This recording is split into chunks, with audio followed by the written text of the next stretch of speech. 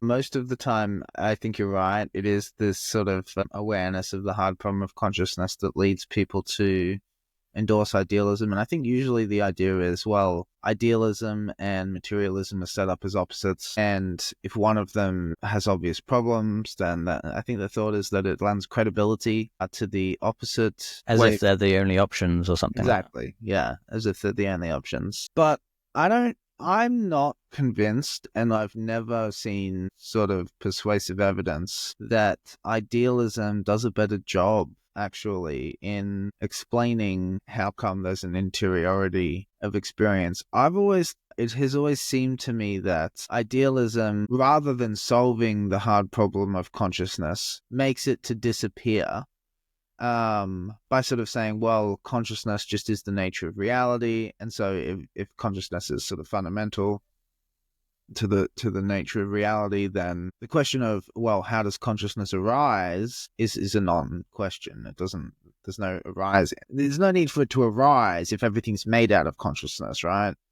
But that just seems to me to make the problem significantly more acute in that I don't feel that I'm given any more of a grasp on like the nature of consciousness and sort of how it comes to be, how it works.